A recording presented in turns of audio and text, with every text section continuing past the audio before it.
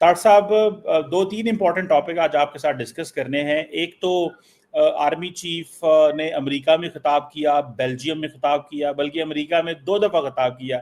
एक दफ़ा आप होस्ट थे, एक दफ़ा उन्होंने वाशिंगटन में, और एक दफ़ा उन्होंने भी टैंपा में खिताब किया जब सेंटकॉम की वहाँ पे तब्दीली हो रही थी, और तीसरा बेल्जियम में उन्होंने खिताब किया, ब्रसल्स में, और आप भी वहाँ पे स्पीकर थे।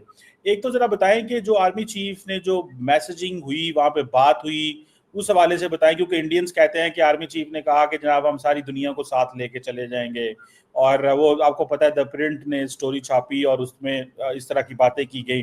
लार्जली पाकिस्तान की फौज जो है वो न्यूक्लियर के ऊपर बात नहीं करती, लेकिन खैर एनी हाउ उन्होंने बहुत सारी इंडियन मीडिया ने बात की, आप तो वहाँ पे मौजूद थे, एक तो उस रेफरेंस से बात करें। दूसरा, तार साहब, कल प्राइम मिनिस्टर मोदी ने रेड फोर्ट से जो है वो अगेन पाकिस्तान को धमकियां भी दी हैं, 2035 का टारगेट भी दिया है कि हमें कुछ मिलिट्री एसेट्स 2035 तक तैयार हो जाएंगे, वो भी वो इंडिया की आवाम को कह रहे हैं। और तीसरा, ये जो अलास्का में रशिया और अमेरिका के टॉक्स हुए हैं, आखिरकार ये मुलाकात हो गई। आप ताट साहब ट्रंप साहब को बहुत अच्छे से जानते हैं, आपने उनके साथ कंपेन भी की है, डोनाल्ड ट्रंप के साथ। क्या समझते हैं, ये डोनाल्ड ट्रंप की बहुत बड़ी कामयाबी है? How do you rate that? Please इस पे इन 2-3 टॉपिक्स पे आज तार साहब एनालिसिस करें। चीमा साहब, सबसे पहले तो मैं शुरू यहाँ से करना चाहूंगा कि खैबर पख्तूनख्वा के अंदर जो इस वक्त लोग हैं जो वहाँ पे मुतासरीन हैं, उनके लिए दुआ गो हूँ, उनके लिए दुआ करूंगा। सुनने वालों को कहूंगा उनके लिए दुआ करें। ह्यूमन सफरिंग है, उसके लिए बेचारे बेदोश लोग जिनका कोई कसूर नहीं था, कुदरती आफतों की वजह से वो बेचारे मारे जा रहे हैं। दूसरा चीमा साहब, मैं 2 चीजें जरूर अर्ज करना चाहूंगा।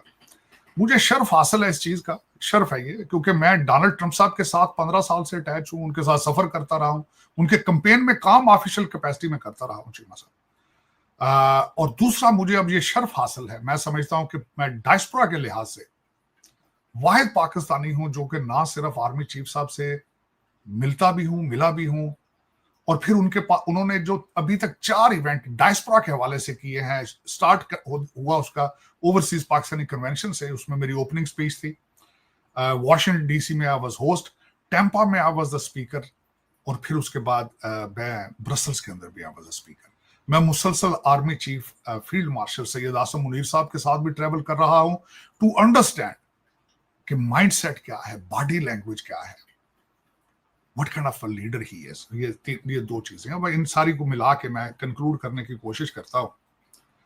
तो चीमा साहब, दर हकीकत एक तो मैं ये अर्ज करना चाहूंगा कि दोनों लीडरान जो इनमें कॉमन चीजें हैं वो सबसे patriotism, love for the nation, both Donald Trump and Hafiz Saeed Munir, both very serious about their nations, very serious.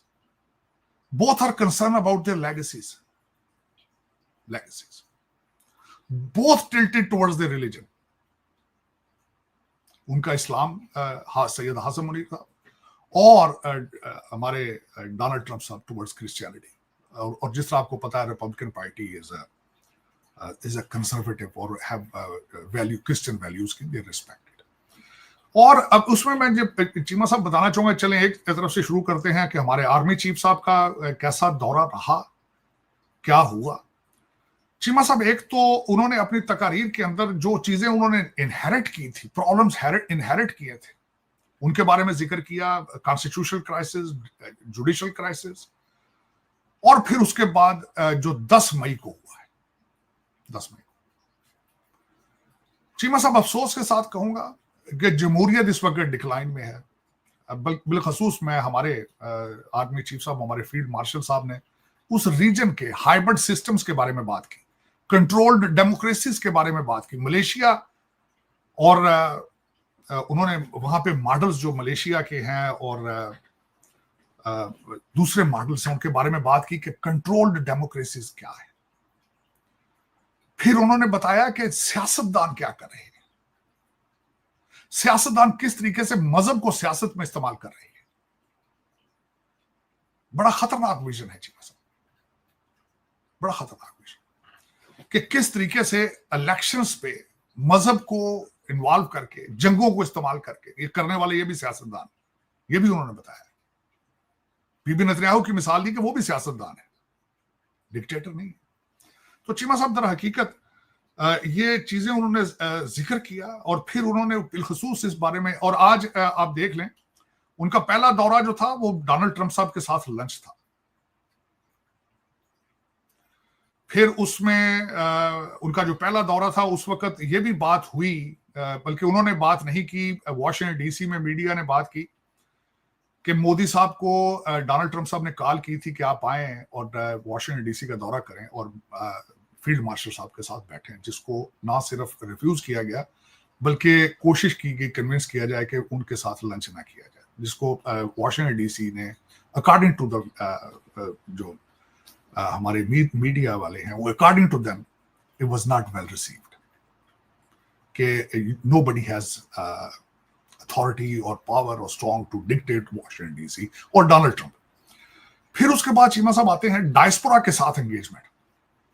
Diaspora के साथ उनकी पहली एंगेजमेंट जो थी वो वॉशिंगटन डीसी थी। उसके बाद दूसरी एंगेजमेंट टेम्पा में थी, जिसका साथ इन्वेस्टमेंट के लिहाज से बातें थी, हुज हू थे हमारी कम्युनिटी के वहां पे। तीसरा एक लार्जर स्केल ब्रसल्स जो था वो ऑलमोस्ट 1000 बंदा था। हमारे फील्ड मार्शल साहब ने वॉशिंगटन डीसी में भी कोशिश की थी टेबल टू टेबल जाके तस्वीरें बनवाने की, लेकिन it was not organised. Tampa में ये हुआ, तस्वीरें बनी, लोगों ने, हमारे डायस्पोरा ने अपने एतमाद का इजहार किया। लोग इतने जज्बाती हो जाते हैं, फील्ड मार्शल साहब के हाथ चूमना शुरू कर देते हैं, क्योंकि 10 मई ने हैज प्रूवन इट कि एक मुख्तरिया गल बन गई।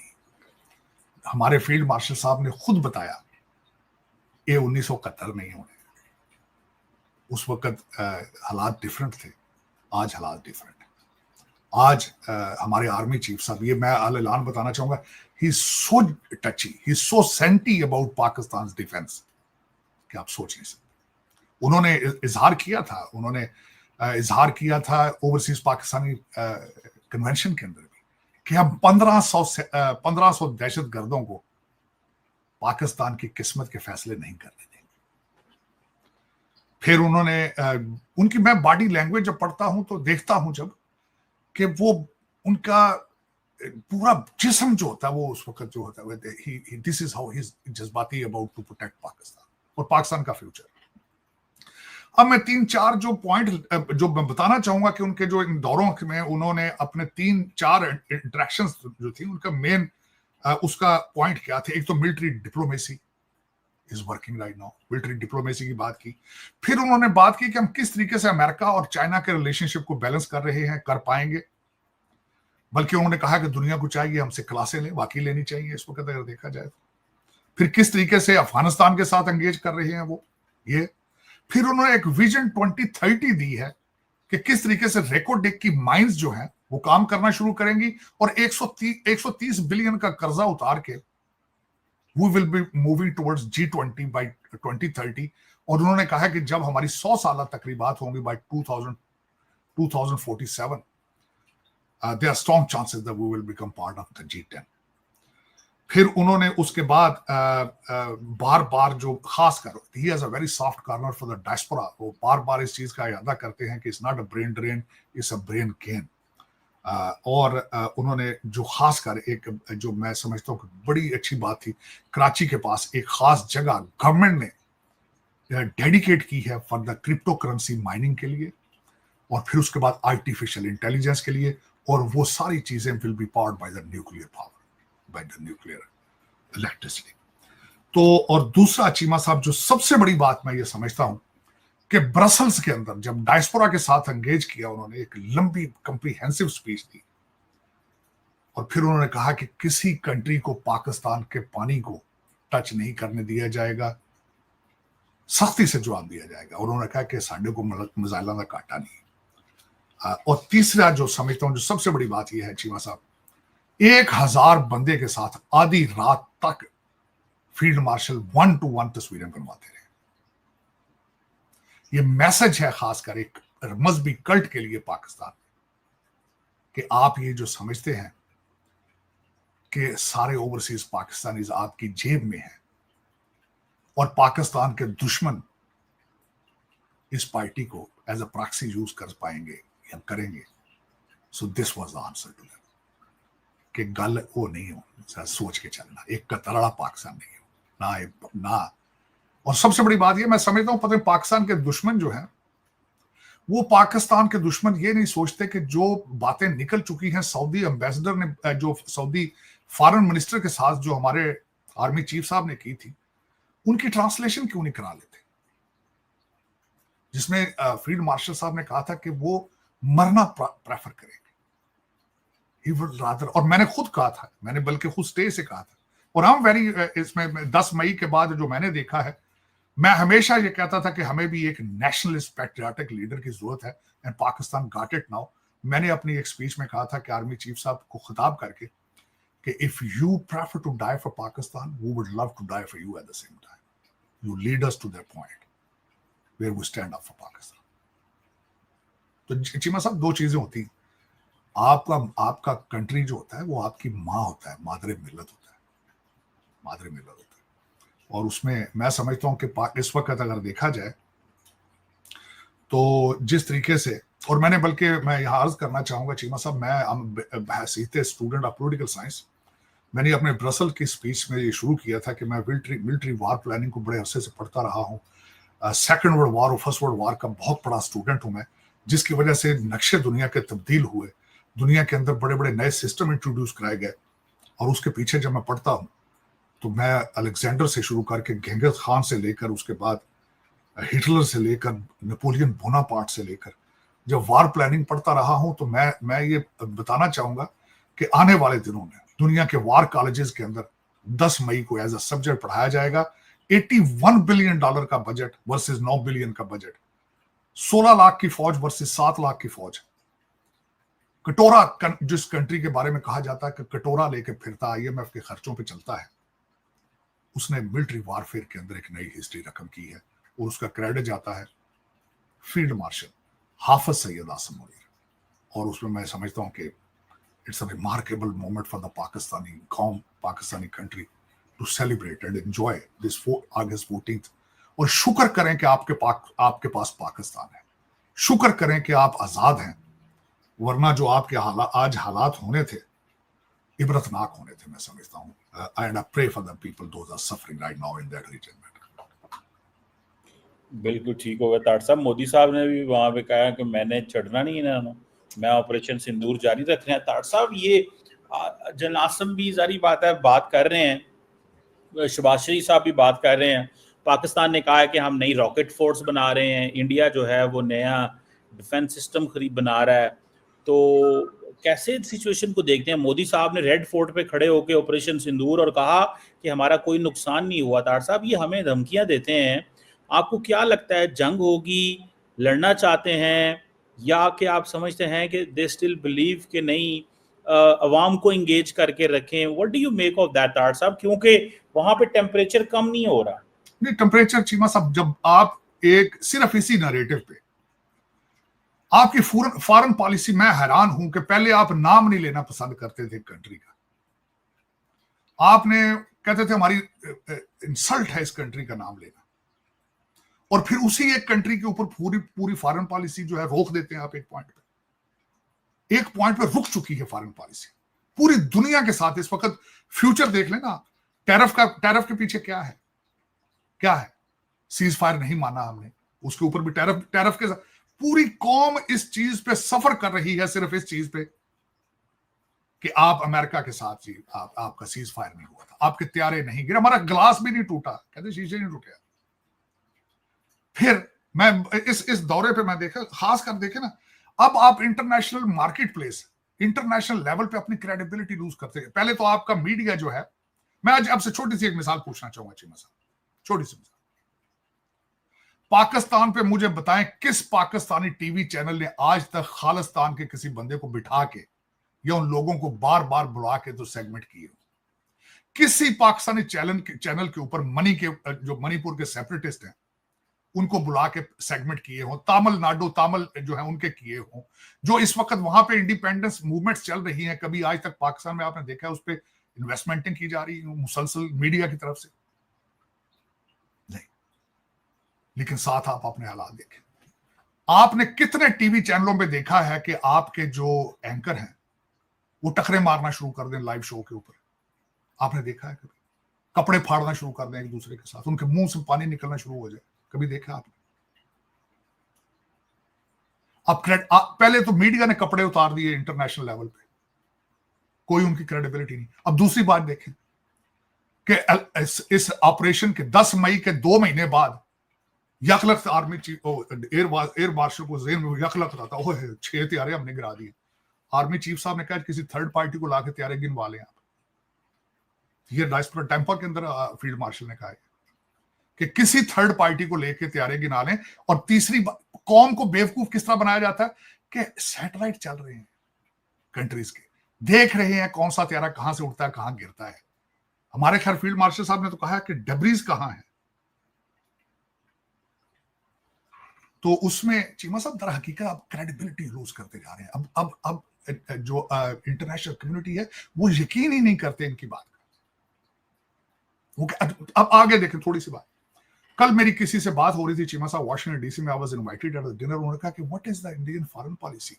सुबह खड़े हो जाते हैं गाजा के साथ, शाम के वक्त इजराइल के साथ खड़े हो जाते हैं, सुबह ईरान के साथ चाह बाहर बना लेते हैं, शाम को इजराइल के साथ उनके मुसाद के साथ काम करना शुरू कर देते हैं।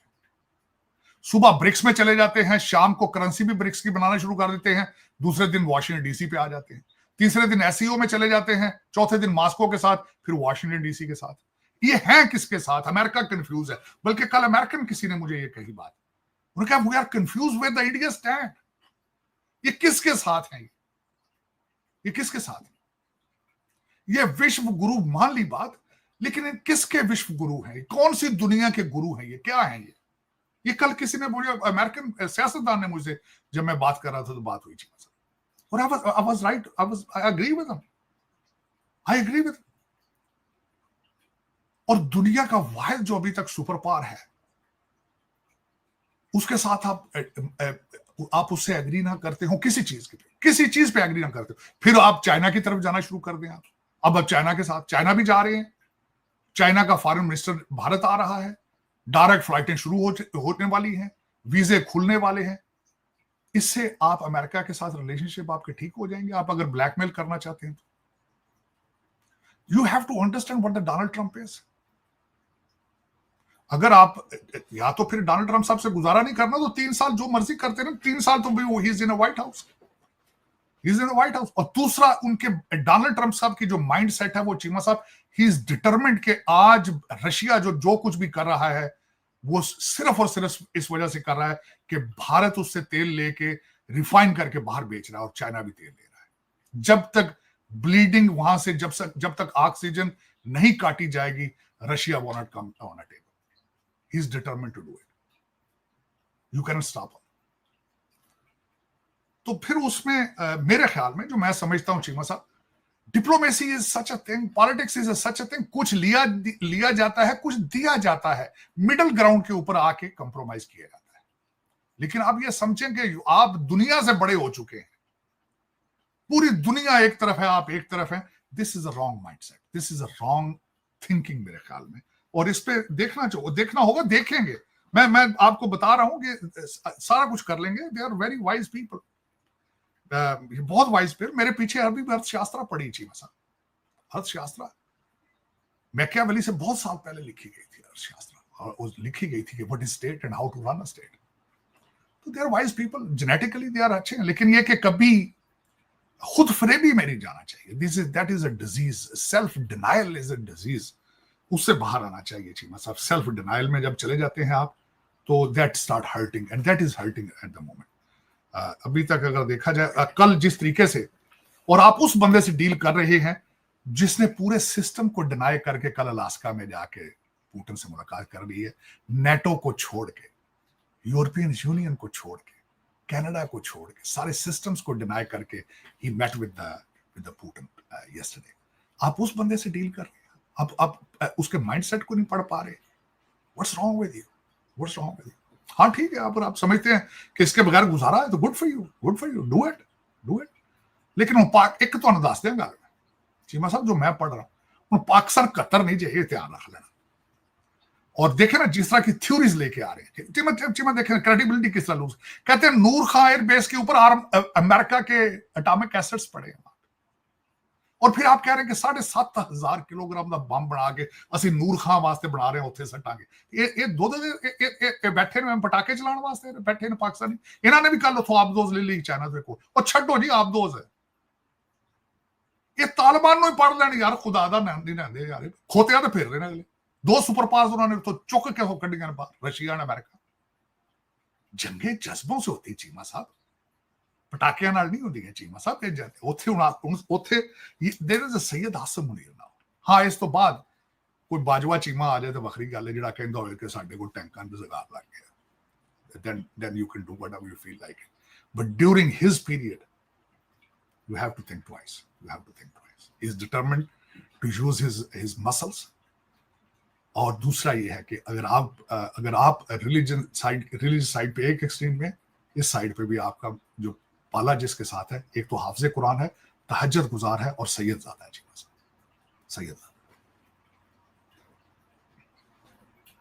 बिल्कुल तार साहब, ये तो एक चीज़ है। और आपको क्या लगता है कि वो कह रहे हैं कि जनाब जो पुतिन साहब की और रशियन प्रेसिडेंट की मुलाकात हुई है, वो कह रहे हैं कि रशिया और अमेरिका की ट्रेड तो बढ़ गई है जब से ट्रंप पावर में आए हैं।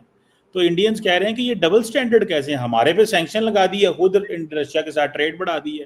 तार साहब, ये इंडिया की मिस्ट्री हल होगी, या कि आप समझते हैं कि अमेरिका को कोई और गुस्सा है इंडिया पे?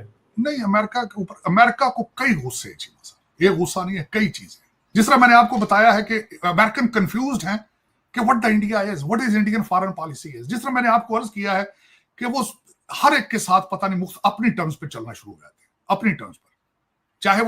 चाहे वो क्वाड हो, क्वाड में आ जाते हैं, साथ जाके वो ब्रिक्स के साथ भी चलते हैं, उधर साथ ही एसईओस के साथ भी चलते हैं। तेल भी खुल के लेना है, पैसा भी बनाना है, फिर उसको बेचना है। लेकिन इट्स नॉट जो बाइडन नाउ, स्लीपी जो नहीं ना होना है। स्लीपी जो बर्दाश्त कर रहे थे, जो कहना कोई तेल नहीं, वो तो बल्कि अमेरिका को तेल बेचते रहे वो रिफाइन करके। यार डोनाल्ड ट्रंप है चीमा साहब, यही नहीं समझ पा रहे अभी तक कि तब्दीली हो चुकी है व्हाइट हाउस में। जो बाइडन इज गॉन। मेरी नजर में अभी तक वो भारत जो है वो बाइडन सिंड्रोम से नहीं निकल पा रहा है चीमा साहब अभी तक, मेरा ये अंदाजा है। वो चक्की डॉलर, वो खुले आ रहे सन गफे, वो अभी तक वो कहते वही उस तरह चलते रहना। It's a new sheriff is in town, इसको रियलाइज करना चाहिए, इसके साथ चलना चाहिए। हवाओं के रुख देख के लोग अपनी पॉलिसीज बनाते हैं चीमा साहब, और उसमें दे आर बिहाइंड। आज नवी शुरली छड्डी ने कहते $6 लाख महीने के दे रहा है पाकिस्तान लॉबीज के लिए, हम 2 लाख दे रहे हैं। तो आप तुसी भी दे लो, थोड़े को तो पैसे बहुत हैं, आप भी दे लें। लेकिन आपके जो लॉबियस्ट हैं जिनको आप 2 लाख देते हैं, वो आपको ये कहते हैं कि आप डोनाल्ड ट्रंप के साथ एंटी डोनाल्ड ट्रंप चलेंगे।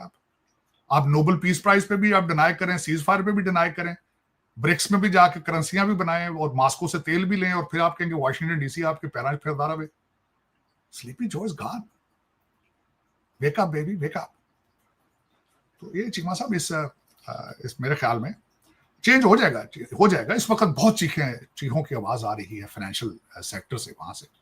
मेरा ख्याल में ज्यादा अरसा नहीं होगा, विद एन इनसाइड चेंज आएगी, इनसाइड पॉलिसी चेंज होगी मेरे ख्याल में। देयर वाइज पीपल इसको कितने देर कितना नुकसान कराएंगे, अपने पांव पे कितनी कुल्हाड़ियां मारेंगे। डॉक्टर साहब, चाइनीज फॉरेन मिनिस्टर आ रहे हैं इंडिया, इंडियंस बड़े खुश हैं और सेलिब्रेट कर रहे हैं उसको, और जयशंकर साहब जो हैं वो रशिया जा रहे हैं, सिग्नल दे रहे हैं अमेरिका को। क्योंकि अभी 15 दिन पहले 10 दिन पहले तो तारड़ साहब इंडिया के नेशनल सिक्योरिटी एडवाइजर रशिया बैठे हुए थे, तो 10 दिन बाद जयशंकर जा रहे हैं। तो ये क्या सारी की सारी जो चीजें हैं, ये व्हाट डज दिस सिग्नल के इंडिया क्या सोच रहा है? चीमा साहब, प्रेशर क्रिएट करने की कोशिश की जा रही है, लेकिन गलत बंदे के सामने।